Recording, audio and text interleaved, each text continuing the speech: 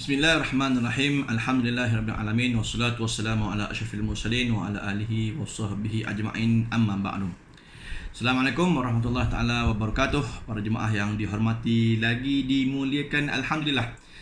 Kita merafakkan setinggi-tinggi kesyukuran kepada Allah Subhanahu wa taala atas segala kesempatan dan juga inayahnya. Kita masih lagi berada dalam bulan Ramadan al-Mubarak yang mulia. Mungkin sebentar lagi nak berbuka puasa, jadi sementara kita nak menunggu buka puasa apa semua, kita nak bagi satu clear kan, satu pencerahan berkaitan dengan satu isu yang mungkin dah dinaikkan semula dalam laman web dan sebagainya, berkaitan dengan iaitulah hukum memakan dakbat sotong. Wah, berat ni kan. Ada yang kata tak boleh makan ke ustaz? Saya memang duduk tepi laut makan hari-hari sotong kan. Makan sotong, bukan kata sotong aja, makan dengan dia punya kepala dengan dakwat-dakwat hitam.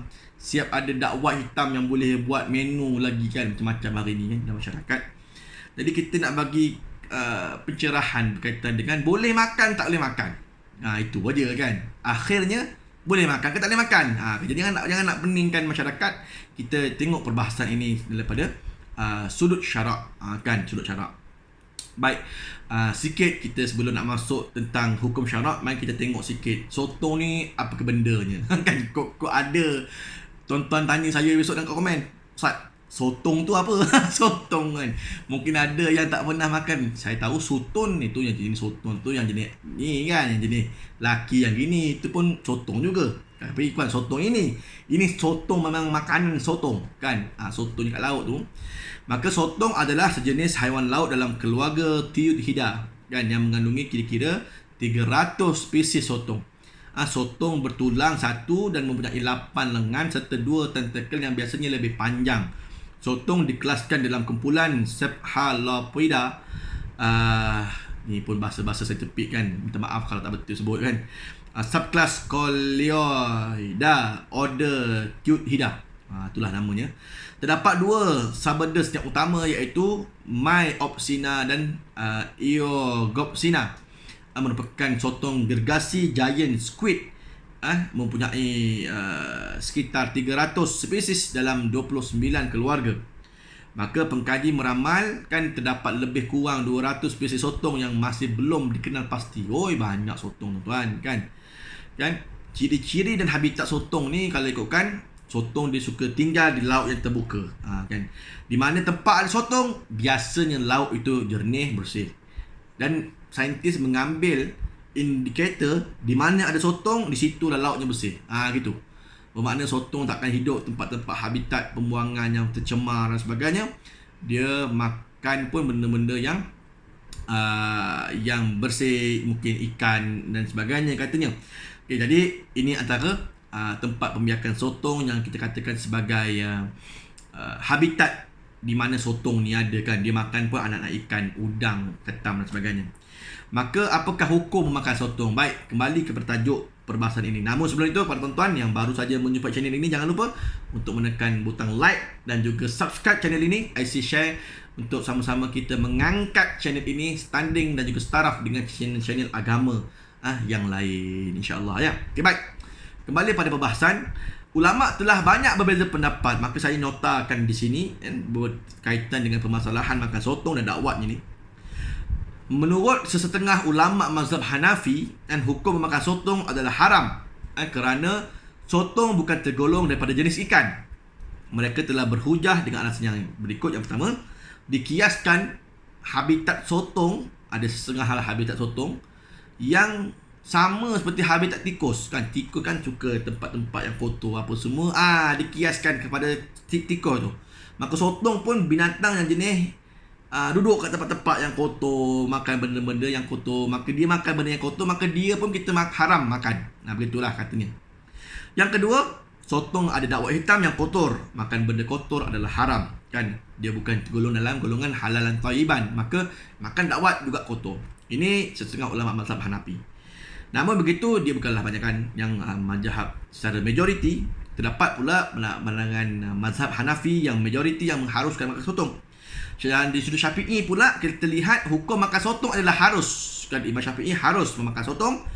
kerana ia adalah sebahagian daripada haiwan laut yang diharuskan untuk makan, di mana Allah berfirman, uhilla lakum saydul bahr, dihalalkan bagi kamu buruan iaitu haiwan laut.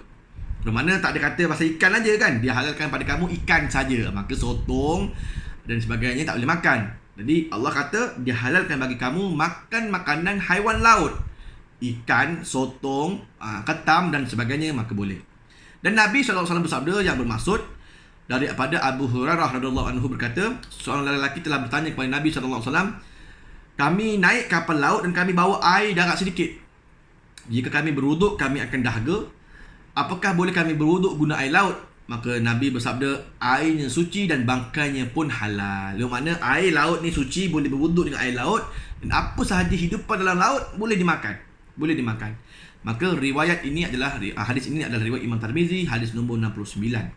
Maka menjawab kepada persoalan di atas ialah boleh tak boleh makan sotong dan dakwat dia.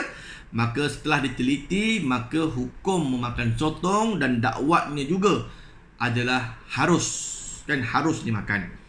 Kerana ianya tidak mengandungi benda-benda yang berbahaya, bukan racun. Kalau racun tak boleh makan, maka dianya bukannya racun. Buktinya hari ni ramai banyak menu-menu kat luar sana yang buat dakwat dia sebagai menu juga, maka boleh diambil manfaat kerana kepadanya, maka ianya boleh dimakan. Kerana kaedah fiqh menunjukkan bahawa asal pada sesuatu adalah harus sehingga terdapat dalil yang mengharamkannya.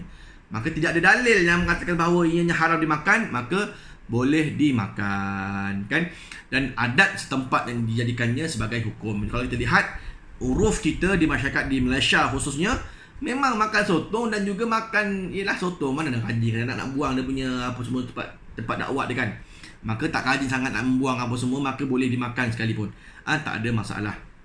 Ya, maka inilah dia dalil yang mengatakan bahawa sotong dan juga dakwatnya boleh dimakan. Dan ini disahihkan pula dengan kata-kata daripada pensyarah di Universiti USIM, kan, iaitu makanan dakwat sotong ini bukanlah najis katanya, atau hasil daripada pembuangan sisa-sisa najis sotong. Sebaliknya ia adalah haiwan pigmen gelap yang dilepaskan oleh binatang sotong ketika menyelamatkan diri. Jadi benda tu ada Allah ciptakan pada sotong untuk dia menyelamatkan diri dia daripada musuh nak makan dia. Dia sembuh gitu, gelap, maka dia pun boleh lari. Itu saja, bukan dia tempat berak dia, bukan tempat kencing dia, bukan.